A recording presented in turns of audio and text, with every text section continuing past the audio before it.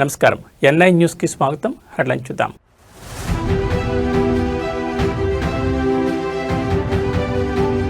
కొండగట్టు నాకు పునర్జన్మనిచ్చింది. Deputy CM Pawan Kalyan emotional comments.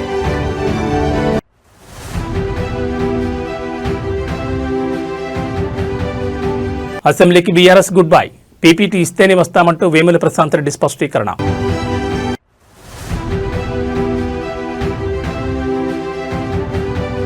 Assembly ముట్టడికి పిలుపునిచ్చిన ఆటో కార్మికులు. ఫ్రీ బస్సు పథకంతో జీవనోపాధి కోల్పోయామంటూ ఆవేదన.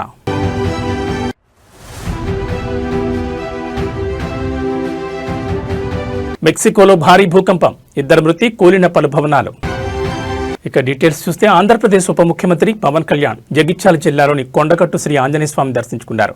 అనంతరం 35.19 కోట్ల టీటీడీ నిధులతో భక్తుల వసతి కోసం 96 గదుల ధర్మశాల, దీక్షా విరమణ మండపం నిర్మాణానికి ఆయన భూమి పూజ చేశారు.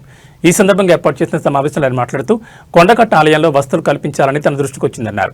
అందుకు టీటీడీ బోర్డు సభ్యులు మహేందర్ రెడ్డి, ఆనంద్ సాయి, చైర్మన్ బీఆర్ నాయుడు, దేవాదాయ శాఖ మంత్రి ఆనం రామనారాయణ రెడ్డి సమష్టిగా నిర్ణయం తీసుకుని సీఎం చంద్రబాబు దృష్టికి తీసుకెళ్లారని తెలిపారు. ఆయన మంచి మనసుతో దైవ కార్యక్రమానికి ఆమోదం తెలిపారని పేర్కొన్నారు. కొండగట్టు ఆంజనేయ స్వామి అంటే తనకు అపారమైన నమ్మకం ఉందని, అదేవిధంగా కొండగట్టు తనకు పునర్జన్మనిచ్చిందని పవన్ కళ్యాణ్ ఎమోషనల్ అయ్యారు. Welcome sir.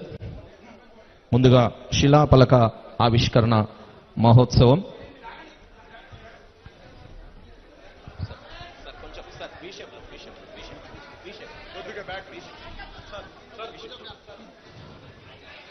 శ్రీ కొణిదెల పవన్ కళ్యాణ్ గారు భావిస్తున్నారు.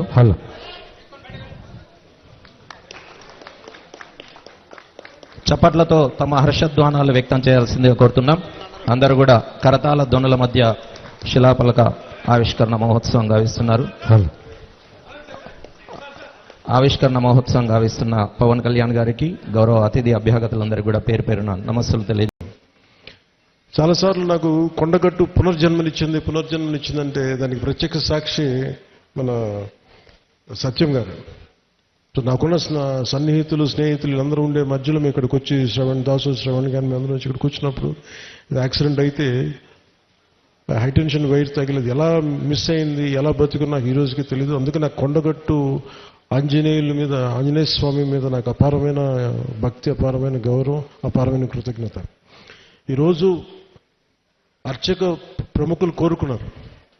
తెలంగాణ రాజకీయాల్లో అసెంబ్లీ వేదికగా మాటల యుద్ధం తారాస్థాయికి చేరింది. ప్రశ్నోత్తరాల సమయంలో ప్రతిపక్షానికి మైక్ ఇవ్వడం లేదని, ముఖ్యమంత్రి ఒక్కరే గంటన్నర పాటు మాట్లాడడం నిబంధనలకు విరుద్ధమని బీఆర్ఎస్ శ్రేణులు మండిపడుతున్నాయి. ఈ నేపథ్యంలో తెలంగాణ భవన్లో ప్రెస్ మీట్ నిర్వహించిన మాజీ మంత్రి వేముల ప్రశాంత్ రెడ్డి ప్రభుత్వంపై ఘాటు విమర్శలు చేశారు. స్పీకర్ తీరును నిరసిస్తూ బీఆర్ఎస్ పార్టీ సభను బహిష్కరించింది. తెలంగాణ భవన్లో మాట్లాడిన ఎమ్మెల్యే వేముల ప్రశాంత్ రెడ్డి అసెంబ్లీలో ప్రజాస్వామ్యం ఖూనీ అవుతోందని ఆవేదన వ్యక్తం చేశారు. ముఖ్యమంత్రి రేవంత్ రెడ్డిని విమర్శిస్తే మైక్ కట్ చేస్తున్నారని, ఇది స్పీకర్ పక్షపాత వైఖరికి నిదర్శనమని ఆయన దుయ్యబట్టారు. అసెంబ్లీ చరిత్రలో ఎప్పుడూ లేని విధంగా ప్రశ్నోత్తరాల సమయంలో సీఎం గంటన్నర సేపు మాట్లాడడం ఏంటి? మా సభ్యులపై అసభ్యంగా మాట్లాడితే స్పీకర్ ఎందుకు అడ్డుకోవడం లేదు? హరీష్ రావు గారు అడిగిన ప్రశ్నలకు సమాధానం చెప్పలేకని సీఎం వ్యక్తిగత దోషాలకు దిగుతున్నారు. ముఖ్యంగా పవర్ పాయింట్ ప్రజెంటేషన్ అంశంపై ప్రశాంత్ రెడ్డి కాంగ్రెస్ ద్వంద్వ నీతిని ఎండగట్టారు.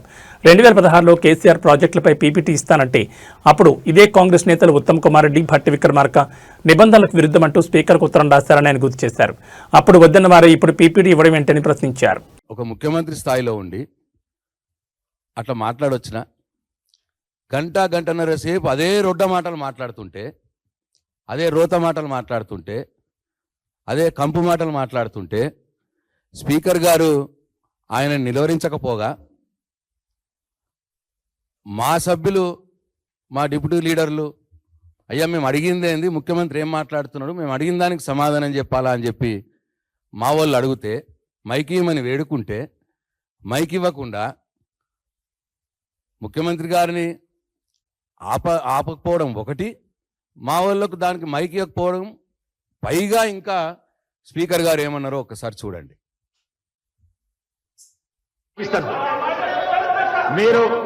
మీరు ముఖ్యమంత్రిని విమర్శిస్తా అంటే నేను మైక్ ఇవ్వను, ముఖ్యమంత్రిని విమర్శిస్తా అంటే మైక్ ఇవ్వను. ప్లీజ్ మీరు కూర్చోండి. మళ్ళీ ఒకసారి పెట్టండి. మీరు ముఖ్యమంత్రిని విమర్శిస్తా అంటే నేను మైక్ ఇవ్వను, ముఖ్యమంత్రిని విమర్శిస్తా అంటే మైక్ ఇవ్వను. ప్లీజ్ మీరు కూర్చోండి. స్వయానా స్పీకరే శాసనసభలో ఆన్ రికార్డు ముఖ్యమంత్రిని విమర్శిస్తా అంటే మైక్ ఇవ్వను అన్నాక ఎక్కడి శాసనసభ, ఎక్కడి సాంప్రదాయాలు? ప్రతిపక్ష సభ్యులు ముఖ్యమంత్రిని, ప్రభుత్వాన్ని, వాళ్ళు చేస్తున్నటువంటి ప్రజా వ్యతిరేక పనుల్ని విమర్శించకపోతే ఏం చేస్తారండి? శాసనసభలో ప్రతిపక్ష పార్టీ సభ్యుల యొక్క రోల్ ఏంది, పాత్ర ఏంది? ప్రజల కోసం పనిచేయాలి ప్రభుత్వం.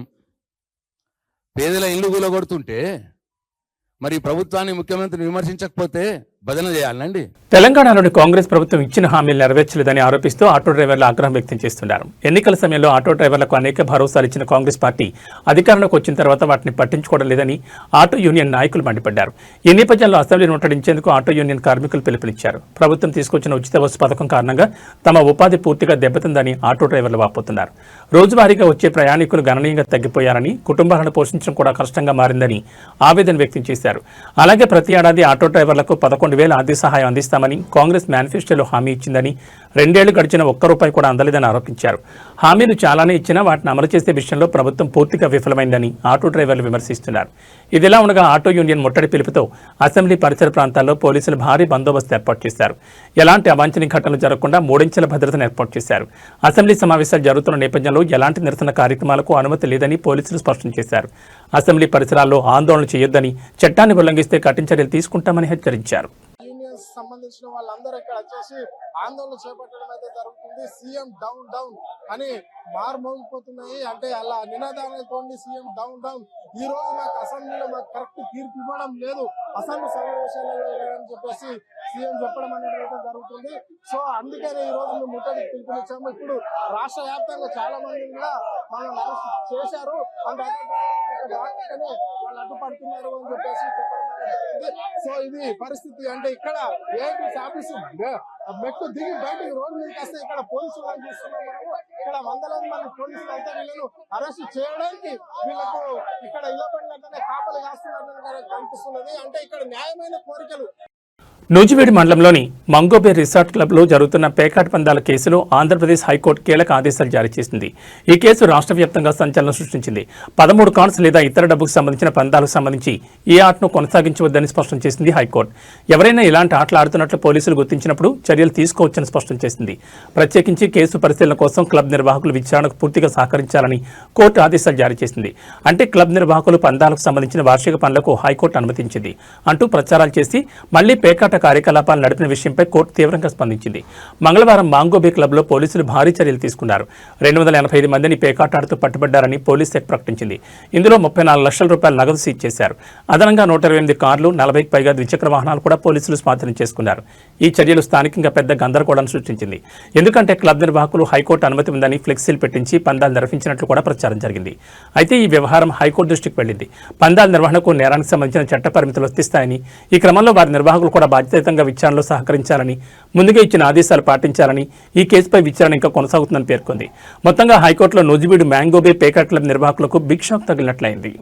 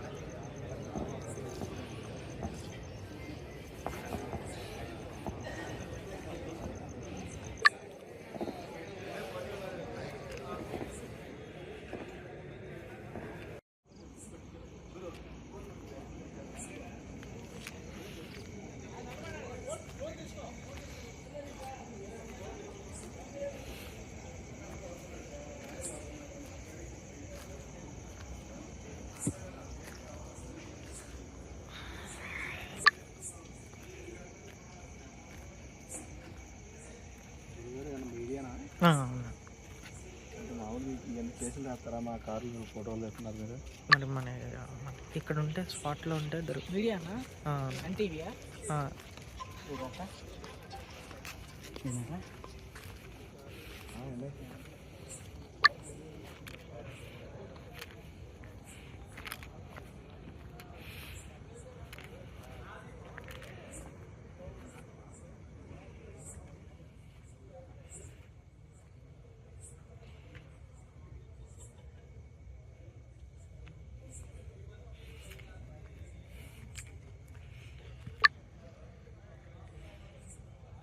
మెక్సికోలో భారీ భూకంపం సంభవించింది. రిక్టర్ స్కేల్పై 6.5 తీవ్రతతో భూప్రకంపనలు నమోదయ్యాయి. భూకంపం దాటికి భారీ వాహనాలు ఊగిపోవడంతో జనం తీవ్ర భయాందోళనకు గురయ్యారు.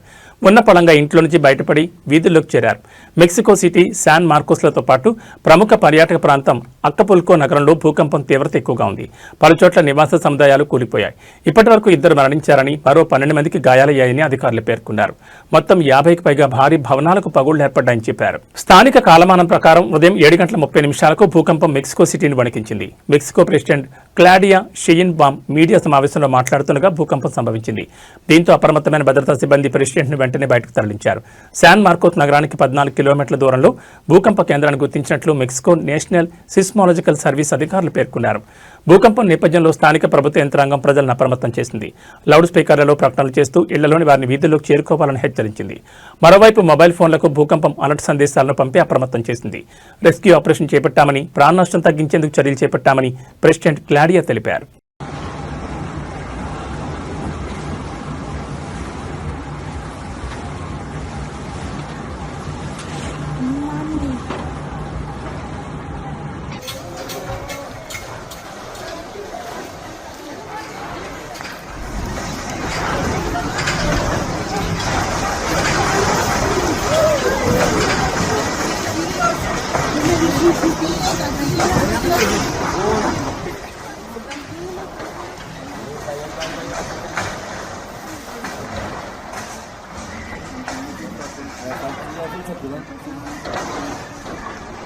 శ్రీశైలం నియోజకవర్గంలో రాజకీయం ఒక్కసారిగా వేడెక్కింది. ప్రజాప్రతినిధి అంటే ప్రజలు కష్టాలు తీర్చేవాడు అనుకుంటే తప్పులో కాలేసినట్లే. ప్రశ్నిస్తే చాలు పులిలా గర్జిస్తున్నారు. ఎదురు తిరిగితే వార్నింగులతో విరుచుకుపడుతున్నారు. శ్రీశైలం ఎమ్మెల్యే బుడ్డా రాజశేఖర రెడ్డి ప్రవర్తన ఇప్పుడు రాష్ట్ర వ్యాప్తంగా చర్చనీయాంశంగా మారింది.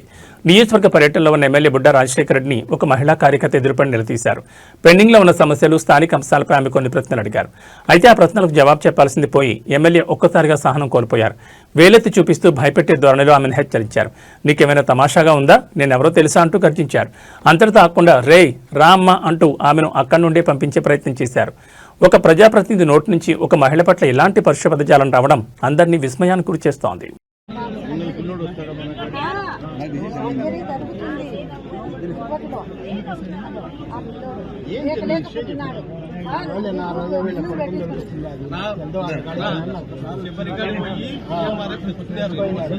మన కాడికి వచ్చారు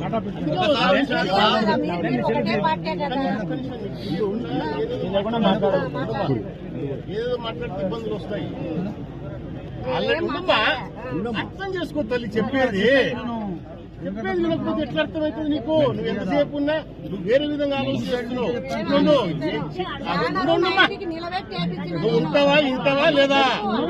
నేను నువ్వు కట్టుకడుతున్నావు, నన్ను సమాజ్ చేస్తున్నావా? ఎవరనుకుంటున్నావు నాతో? ఎవరనుకుంటున్నావు? నేను ఏమనుకుంటున్నావు? ఏమనుకుంటున్నావు అసలు నువ్వు? నువ్వేమనుకుంటున్నావు? అసలు నువ్వు ఏమనుకుంటున్నావు? నన్ను ఏంది నీ గమెంట్ ఏంది? నాకు అర్థం కాదు. నీ గమెంట్ ఏంది? ఏంది నీ గమెంట్ ఉంటున్నా నా కాడ? వినడం లేదే. ఒక్కసారి ఎవరికైనా సీఎంఆర్ఎఫ్ వచ్చిన తర్వాత ఎంపీ కాదు, ఎమ్మెల్యే కాదు, ముఖ్యమంత్రికి కూడా 3 ఏళ్ల వరకు చేయనికి లేదు. అప్పటికి నీకు తెలియదు. కాగితాలే పట్టుకోలే, నువ్వు పట్టుకోలే. మా పిల్లోడు చెప్పిన కాగితాలే శాసన మండలి సమావేశాల్లో ఇవాళ ఆసక్తికర పరిణామం చోటు చేసుకుంది. గ్రామీణ ప్రాంతాల్లో ఆరోగ్య సంరక్షణను బలోపేతం చేయడానికి ఆర్ఎంపీలకు, పీఎంపీలకు ప్రాథమిక శిక్షణ ఇచ్చి ధ్రువపత్రాలు జారీ చేసే ప్రతిపాదన ఉందా అని బీఆర్ఎస్ తక్కళ్లపల్లి రవీంద్రరావు సభలో ప్రస్తావించారు. ఈ క్రమంలోని వైద్య ఆరోగ్య శాఖ మంత్రి దామోదర్ రాజనరసింహకు సమాధానమిస్తుండగా మండలి చైర్మన్ గుత్తా సుఖేందర్ కలవ చేసుకుని మాట్లాడారు. గతంలో బీఆర్ఎస్ ప్రభుత్వ హయాంలో కంటి వెలుగు పథకంలో భాగంగా 3 క్యాంపులు పెట్టి కంటి అద్దాలు ఉచితంగా అందజేశారని తెలిపారు. స్పాట్లో కంటి పరీక్ష నిర్వహించి అందుబాటులో ఉన్న వారికి కళ్లజోళ్లు అక్కడే ఇచ్చేశారని, సరిపోయే కళ్లజోళ్లు లేని వారికి టైం ఇచ్చి డైరెక్ట్గా ఇంటికి తీసుకెళ్లే ఇచ్చారని తెలిపారు. ఎవరికైతే కంటి ఆపరేషన్లు అవసరమో వారికి మాత్రం సీరియల్ ప్రకారం కొన్ని కంటి ఆసుపత్రులకు లింక్ చేసి చూపు వచ్చేలా చేశారని మండలి చైర్మన్ గుత్తా సుఖేందర్ రెడ్డి గుర్తు చేశారు. అయితే తాజాగా ఆయన చేసిన వ్యాఖ్యలు సభలో కాంగ్రెస్ సభ్యులకు కాస్త ఇబ్బంది కలిగించాయని తెలుస్తోంది. అయితే గతంలో కంటి వెలుగు ప్రోగ్రాంలో క్యాంప్తో పాటు కంటి అద్దాలు ఉచితంగా ఇచ్చినారు. కొన్ని అద్దాలు అప్పట్లో వాళ్ళ దగ్గర అందుబాటు లేని తర్వాత వాళ్ళకి ఇంటికి డెలివరీ చేసినారు. ఆపరేషన్స్కి వచ్చే వరకు ఏం చేసినారంటే సీరియల్గా అక్కడ ఏ క్యాంపులో కూడా ఆపరేషన్ చేయొద్దు అనేటువంటి నిర్ణయం ఉంది. ఎందుకంటే ఓసారి ఇన్ఫెక్షన్స్ వస్తున్నాయి, చాలా ఇబ్బంది పడుతున్నారు. కాబట్టి వాళ్ళకి సీరియల్గా ఎవరికైతే శస్త్రచికిత్సలు అవసరమో వాటిని సీరియల్ చేసేసి కొన్ని హాస్పిటల్స్కు అనుబంధం చేసిన సభ్యులు యాదవరెడ్డి గారు, డాక్టర్ యాదవరెడ్డి గారు. ఛత్తీస్గఢ్లో మరోసారి మావోయిస్టులపై భద్రతా బలగాలు విరుచుకుపడుతున్నాయి. బీజాపూర్ జిల్లా దక్షిణ అటవీ ప్రాంతంలో జరిగిన ఎదురు కాల్పుల్లో 12 మంది మావోయిస్టులు హతమయ్యారు. ఈ ఉదయం భద్రతా బలగాలకు మావోయిస్టులకు మధ్య తీవ్రస్థాయిలో కాల్పులు చోటు చేసుకున్నాయి. దక్షిణ బస్తర్ ప్రాంతంలో మావోయిస్టుల సంచారం ఉందన్న సమాచారం అందడంతో డిస్ట్రిక్ట్ రిజర్వ్ గార్డ్ బృందాలు గాలింపు చర్యలు ప్రారంభించాయి. ఈ క్రమంలో ఉదయం సుమారు 5:30 గంటల సమయంలో అటవీ ప్రాంతంలో దాగి ఉన్న మావోయిస్టులు ఒక్కసారిగా కాల్పులకు దిగడంతో పరిస్థితి ఉద్రిక్తంగా మారింది. భద్రతా బలగాలు కూడా వెంటనే ప్రతిస్పందించడంతో రెండు వైపులా ఎదురు కాల్పులు జరిగాయి. కాల్పులు ముగిసిన తర్వాత ఆ ప్రాంతాన్ని పూర్తిగా జల్లడిపట్టిన భద్రతా బలగాలకు 12 మంది మావోయిస్టుల మృతదేహాలు లభ్యమయ్యాయి. ఘటనా స్థలంలో 3 AK-47 రైఫిళ్లతో పాటు పలు ఆయుధాలు కూడా స్వాధీనం చేసుకున్నట్లు సమాచారం. అయితే ఆ ప్రాంతంలో ఇంకా మావోయిస్టులు ఉండే అవకాశం ఉందని భావిస్తున్న భద్రతా బలగాలు సెర్చ్ ఆపరేషన్ కొనసాగిస్తున్నాయి. జవాన్ల భద్రతను దృష్టిలో ఉంచుకుని ఎన్కౌంటర్ జరిగిన ఖచ్చితమైన ప్రదేశాన్ని అధికారులు ప్రస్తుతం బయటకు వెల్లడించలేదు. పూర్తి వివరాలు గాలింపు చర్యలు ముగిసిన తర్వాత వెల్లడించే అవకాశం ఉందని పోలీసు వర్గాలు తెలిపాయి.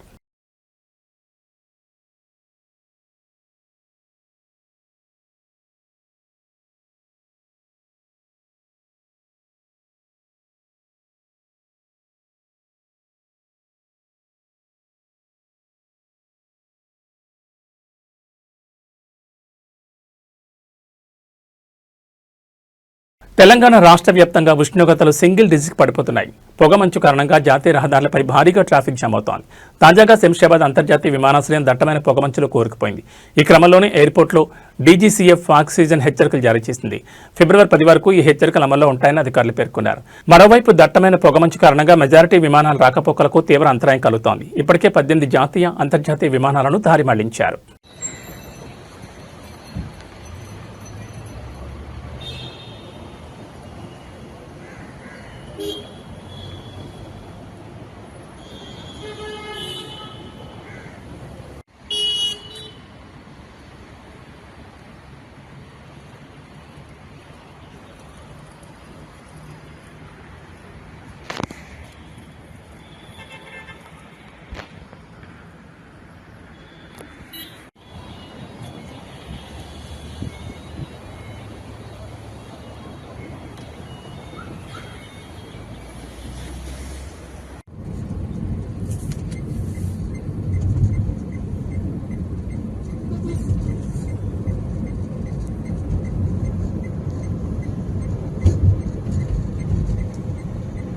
బాపట్ల జిల్లా నిజాంపట్నం హార్బర్ వద్ద చేపల వేట బోట్లో భారీ అగ్ని ప్రమాదం జరిగింది. జట్టి వద్ద ఆపి ఉంచిన చేపల వేట బోట్లో ప్రమాదవశాత్తు మంటలు చెలరేగడంతో బోట్లో ఉన్న మత్స్యకారులు కిందికి దూకేశారు.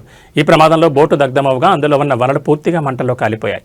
అగ్ని ప్రమాదం కారణంలో సుమారు 20 లక్షల ఆస్తి నష్టం సంభవించినట్టు తెలుస్తోంది. మత్స్యకారులు సముద్రంలో వేటకు వెళ్లేందుకు సిద్ధమవుతున్న క్రమంలో ప్రమాదం జరిగినట్లు మత్స్యకారులు తెలిపారు.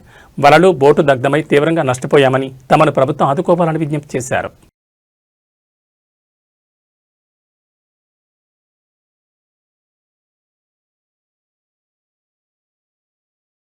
తిరుపతిలోని గోవిందరాజస్వామి ఆలయ గోపురంపైకెక్కి మద్యం తాగిన వ్యక్తి హల్చల్ చేసిన విషయం తెలిసిందే. అతన్ని 3 గంటల పాటు శ్రమించి తిరుపతి ఈస్ట్ పోలీసులు అగ్నిమాపక శాఖ సిబ్బంది కిందకు దింపారు.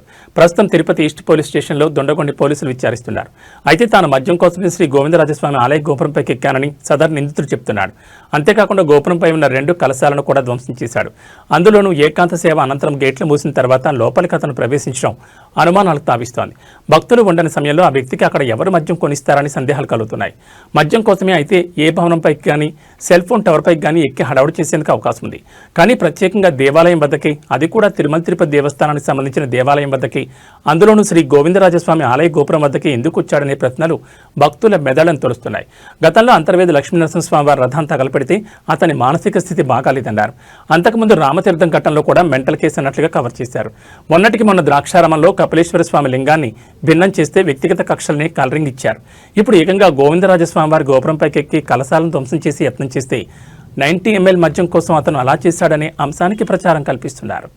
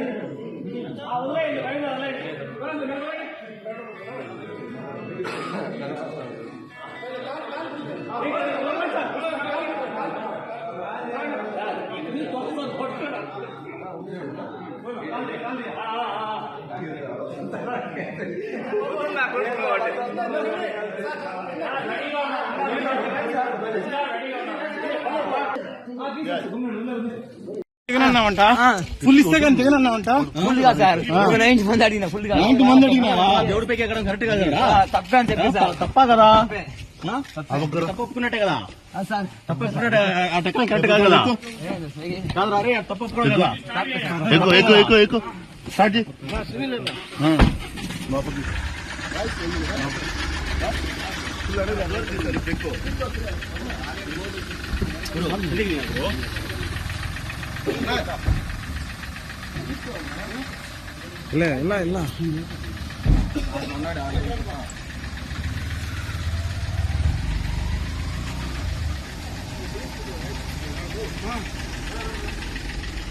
తిరుమల శ్రీవారి ఆలయంలో శుక్రవారం రికార్డు స్థాయిలో భక్తులకు దర్శనం కల్పించి టీటీడీ మరోసారి చరిత్ర సృష్టించింది. వైకుంఠ ద్వార దర్శనాలు కొనసాగుతున్న వేళ భక్తుల రద్దీని దృష్టిలో పెట్టుకుని టీటీడీ ప్రత్యేక ఏర్పాట్లు చేసింది. సాధారణ సామర్థ్యానికి అదనంగా 15,000 మంది భక్తులకు స్వామివారి దర్శన భాగ్యం కల్పించినట్లు అధికారులు వెల్లడించారు. శుక్రవారం నాటి లెక్కల ప్రకారం 83,032 మంది భక్తులు శ్రీవారిని దర్శించుకుని పులకించిపోయారు. ఇది ఇటీవలి కాలంలో అత్యధిక దర్శన సంఖ్యగా నిలిచింది. భక్తుల రద్దీకి అనుగుణంగా క్యూలైన్ల నిర్వహణ, అన్నప్రసాదం, వైద్య భద్రతా సేవలను సమన్వయం చేస్తూ టీటీడీ నిరంతరం పర్యవేక్షించింది. ఇక స్వామివారికి మొక్కుగా 27,372 మంది భక్తులు తలనీలాలు సమర్పించారు. కళ్యాణ కట్ట వద్ద ప్రత్యేక కౌంటర్లు ఏర్పాటు చేసి భక్తులకు ఎలాంటి ఇబ్బంది కలగకుండా సేవలు అందించారు. ఇదే సమయంలో భక్తుల కానుకలతో ఆలయ హుండీ ఆదాయం 4.1 కోట్లకు చేరుకుంది. ఇది ఒక్కరోజు లెక్కల్లో చెప్పుకోదగిన మొత్తంగా టీటీడీ పేర్కొంది. మరోవైపు ప్రస్తుతం శ్రీవారి ఆలయంలో వైకుంఠ ద్వార దర్శనాలు కొనసాగుతున్నాయి. ఉత్తర ద్వారం ద్వారా భక్తులను దర్శనానికి అనుమతిస్తూ ఆధ్యాత్మిక అనుభూతిని మరింత ప్రత్యేకంగా మార్చింది టీటీడీ. అయితే ఇవాళ పౌర్ణమి సందర్భంగా నిర్వహించాల్సిన గరుడ వాహన సేవను టీటీడీ రద్దు చేసింది. వైకుంఠ ద్వార దర్శనాల నిర్వహణ, భారీ భక్తుల రద్దీ కారణంగా ఈ నిర్ణయం తీసుకున్నట్లు టీటీడీ అధికారులు వెల్లడించారు.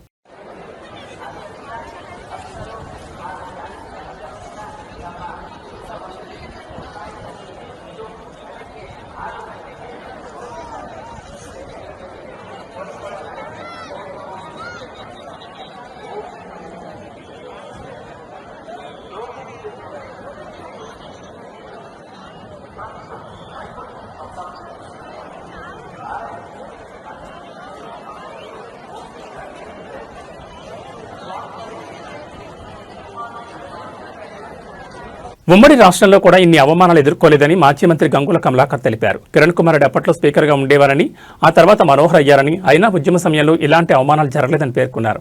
ఇక్కడున్న సభ్యులు అందరికీ సమాన హక్కులు ఉంటాయని, అప్పటి స్పీకర్ మనోహర్ తమకు సమయం ఇచ్చేదని గుర్తు చేశారు.